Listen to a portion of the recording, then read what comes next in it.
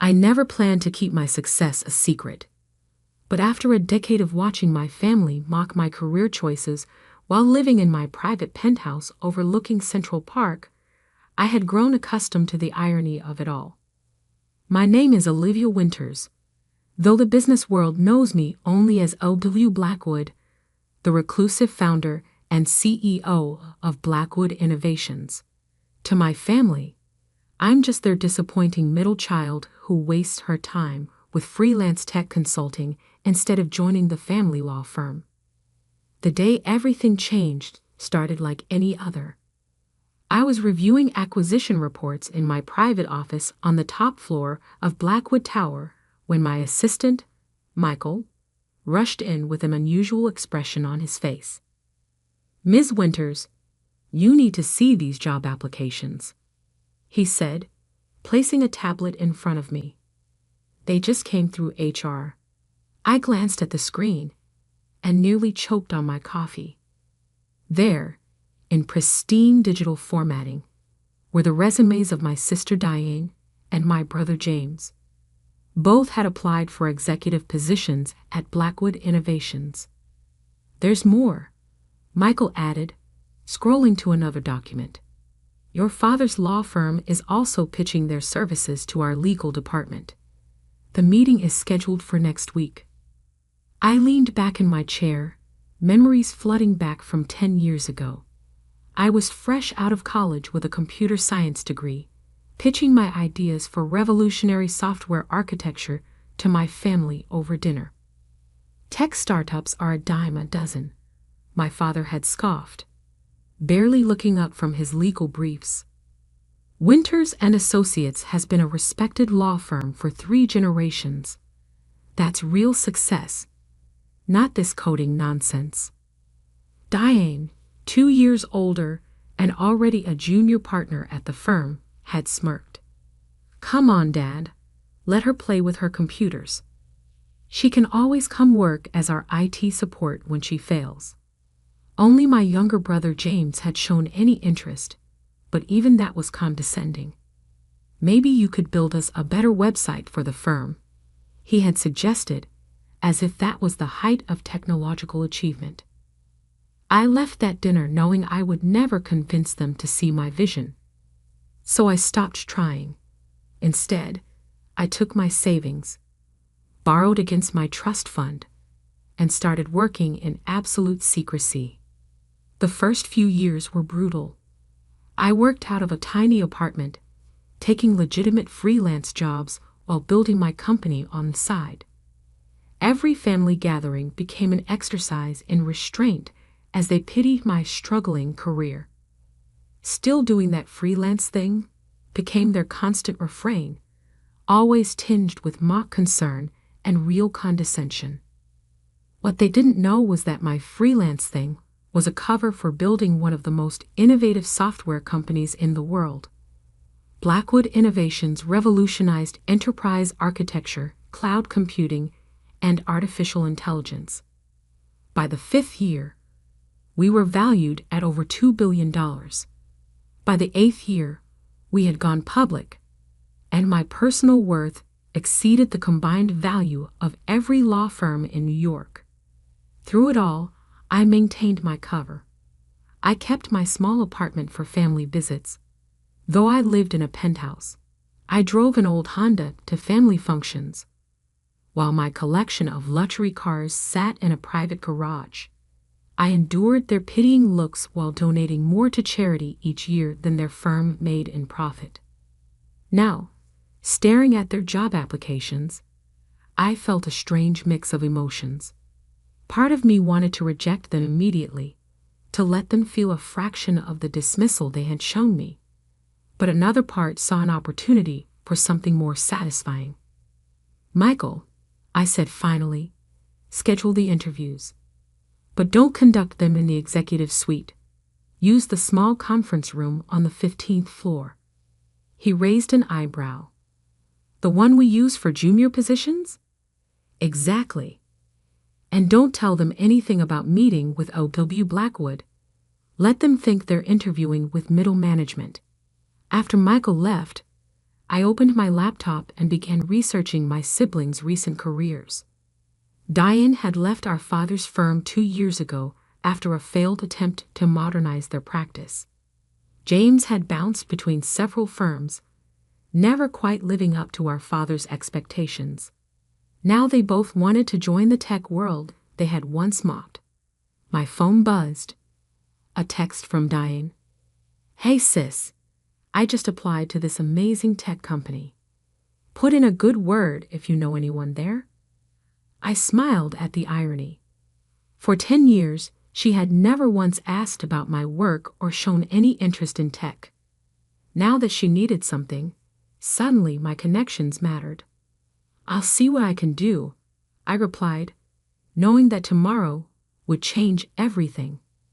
That evening, I stood in my penthouse, watching the sunset paint the city in shades of gold.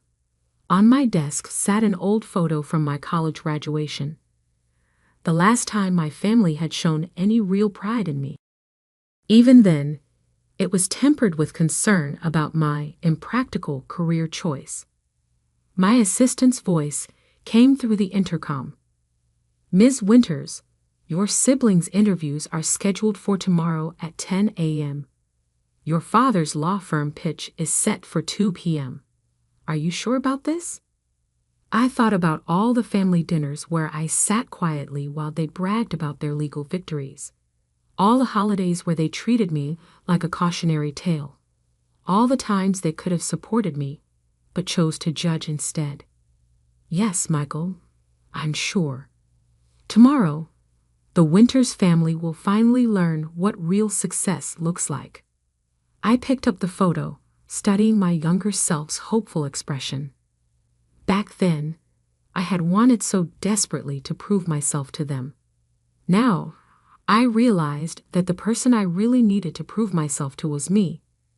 The next morning, I arrived at the office early, taking my private elevator to the 15th floor.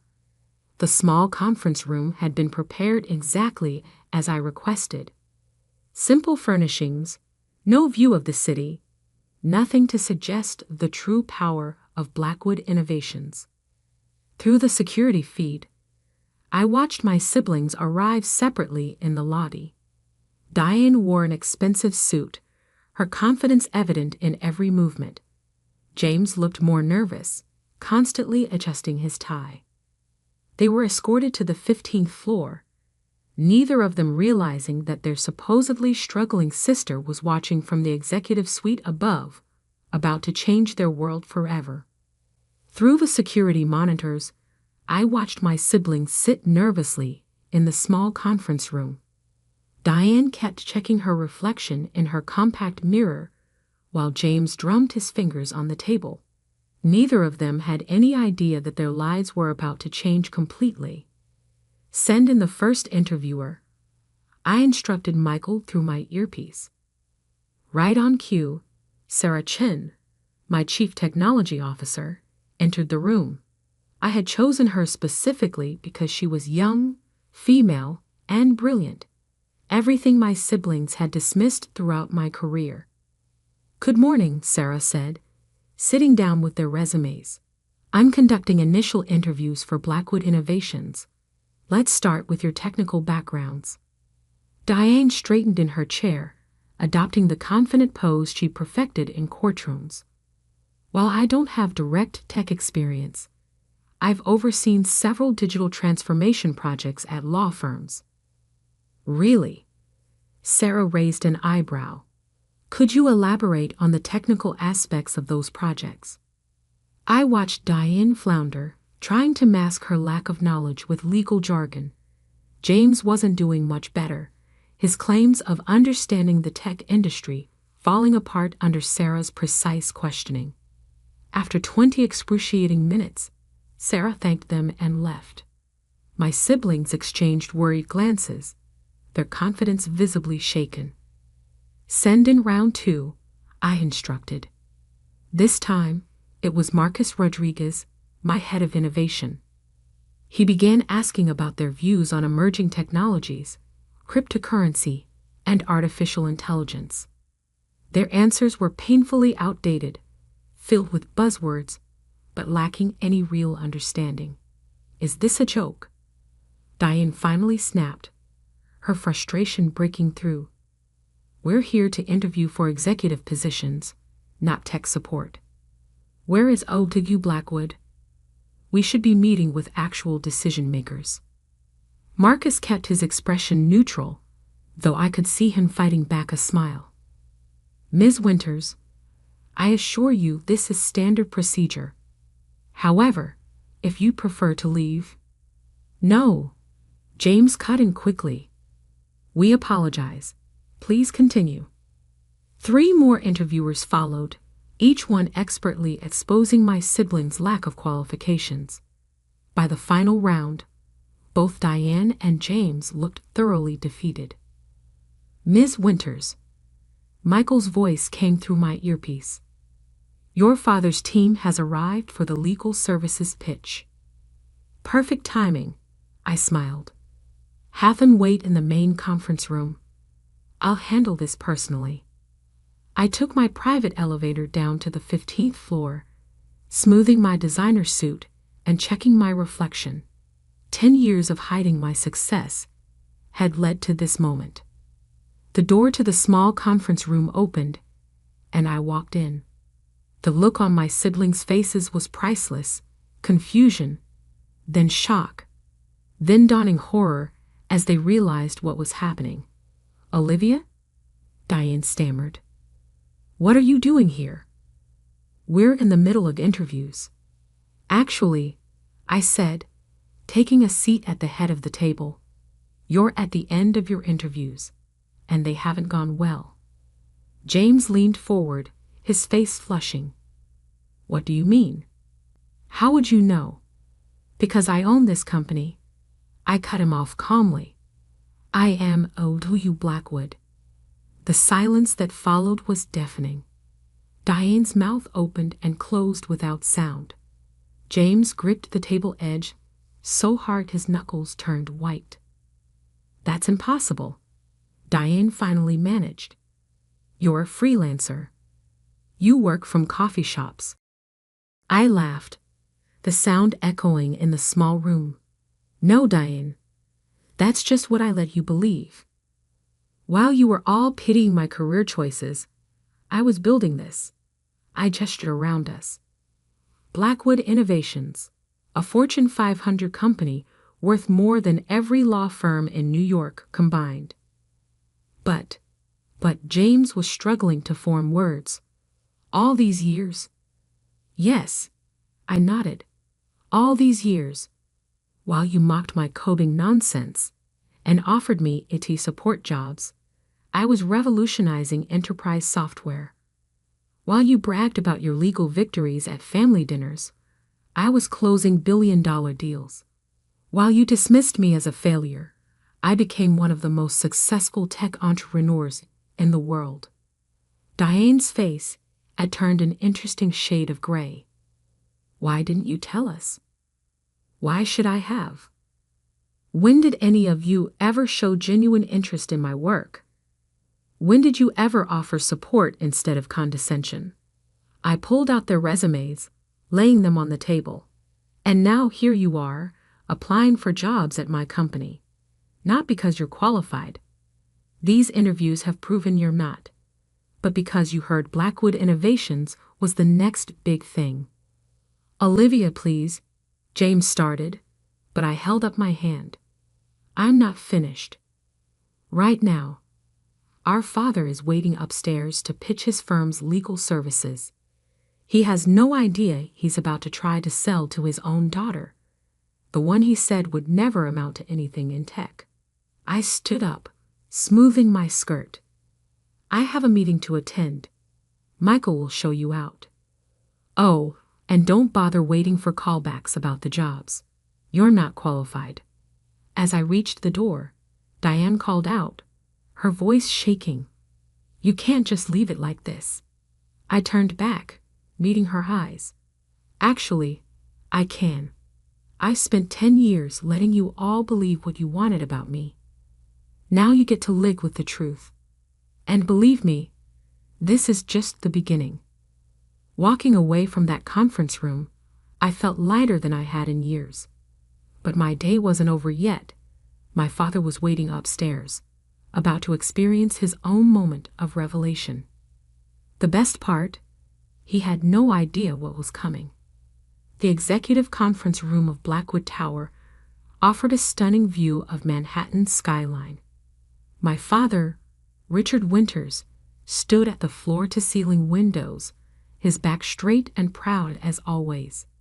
He was surrounded by 3 junior partners from his firm, all of them clutching presentation materials and practicing their best corporate smiles.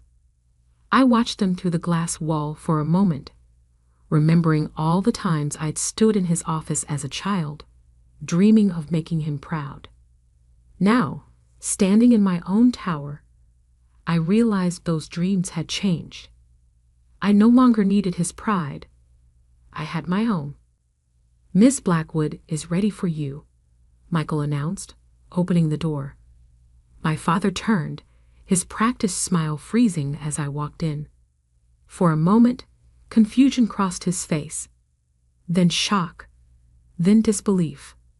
"Olivia," he stammered, "what are you doing here?" I sat down at the head of the conference table, enjoying the moment. "Hello, Dad. I believe you're here to pitch legal services to Blackwood Innovations." The junior partners exchanged bewildered looks. One of them quickly flipped through his notes, probably wondering if they'd somehow missed this connection in their research. "I don't understand," my father said, still standing. "We have a meeting with LW Blackwood." "Yes," I smiled. "You do. Please, sit down." Realization dawned slowly on his face as he sank into a chair. You're LW Blackwood?" "Yes, founder and CEO of Blackwood Innovations, the company you're so eager to represent." I turned to the junior partners. "I apologize, but this meeting needs to be private. Family matter." They practically ran from the room, leaving me alone with my father. For a long moment, neither of us spoke. He stared at me like he was seeing a stranger. "How?" he finally managed. "How did I build a multi-billion-dollar tech company while you thought I was struggling? Or how did I keep it secret from a family of supposedly brilliant lawyers?" "Both," he whispered. I leaned back in my chair.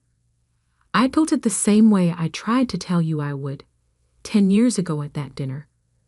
Remember? When you said tech startups were a dime a dozen." He flinched at the memory. "As for keeping it secret," I continued, "that was surprisingly easy. You were all so convinced I was a failure that you never bothered to look closer. Did you know Blackwood Innovations has been featured in Forbes 12 times? That I've been on CNBC? That our IPO was the biggest tech offering of the decade? But your apartment, your car, props," I said simply. "I kept them to maintain the illusion you all preferred, the struggling daughter who couldn't match up to her sibling's success." My father's face had aged 10 years in 10 minutes. Diane and James, they applied for jobs here. Yes, they did. They just finished their interviews, in fact. It didn't go well. He straightened in his chair, some of his old authority returning. "Now see here, Olivia. They're your family. Surely you could." "Could what, Dad?" I cut him off. "Give them jobs they're not qualified for. Like you offered me that 8 support position at your firm?" I pulled out his firm's proposal. "Or should I just hire your firm because we're family? Is that how you think business works?" "That's not fair," he protested weakly. "No. What's not fair is spending a decade dismissing your daughter's dreams and abilities because they didn't match your narrow definition of success." I stood up, walking to the windows. "Look at this building, Dad. Look at what I built while you were telling everyone I was wasting my potential." He joined me at the window, his reflection showing a mix of emotions I'd never seen before: shame, regret, and something that might have been pride. "Why tell us now?" he asked quietly. "Because it was time. Because I'm tired of maintaining the lie. And because—" I turned to face him. "I wanted you all to learn an important lesson about judging people. And have we learned it?" A hint of his old sarcasm crept into his voice. "I don't know, Dad. Have you? Your children just applied for jobs at a tech company you said would never succeed. Your firm is pitching services to the daughter you said would never amount to anything. What do you think?" He was quiet for a long moment, staring out at the city. Finally, he turned to me. "I was wrong about you, Olivia. I've been wrong for a very long time." "Yes, you have." I walked back to my desk and pressed the intercom. "Michael, please show Mr. Winters out. And cancel all his firm's future appointments with us." "Wait," my father said quickly. "You're not even going to consider our proposal." I met his eyes steadily. "No, Dad. Just like you never really considered my ideas or potential. The difference is, I'm making this decision based on business merit, not personal bias." As he reached the door, he paused. "What happens now? With the family? That depends on all of you. I'm done hiding my success, done playing the role of the disappointing daughter. If you want a relationship with me now, it will have to be on different terms." After he left, I sat in my office watching the sunset paint the city in shades of gold. My phone had been buzzing continuously.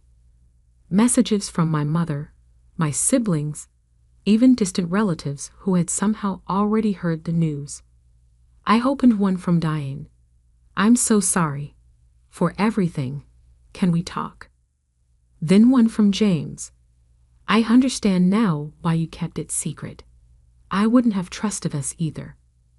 Finally, one from my father. "You've built something remarkable. Not despite ignoring my advice, but because you had the courage to follow your own path. I'm sorry I couldn't see that sooner." I didn't respond to any of them immediately. Instead, I called Michael in. "Cancel my dinner plans," I told him. "I need you to set up something else." The next evening, I hosted a family dinner in my penthouse, my real home, not the small apartment I'd used as a cover. They arrived one by one, their eyes wide, as they took in the luxury they'd never known I had. "Before we eat," I announced, once they were all seated, "I want to make something clear. This dinner isn't about forgiveness or pretending the past didn't happen. It's about moving forward honestly. Can we do that?" They nodded, looking appropriately humbled. "Good," I smiled. "Then let me tell you the real story of how I built Blackwood Innovations. No more secrets, no more hiding, just the truth." As I began my story, I saw something new in their eyes. Not pity, not condescension, but genuine respect. And for the first time in 10 years, I felt completely free. The next morning, I walked into my office wearing success openly. No more pretenses, no more hiding. My family had learned their lesson about underestimating people, and I had learned that sometimes the best revenge isn't proving others wrong, it's proving yourself right. The press got wind of the story, of course. Tech billionaire's secret identity revealed became the headline of the week. But I didn't care anymore. I had spent 10 years building something extraordinary while my family believed I was failing. Now they would spend the rest of their lives knowing that their biggest failure wasn't in business. It was in failing to see the success right in front of them. And that was worth more than any fortune I'd built.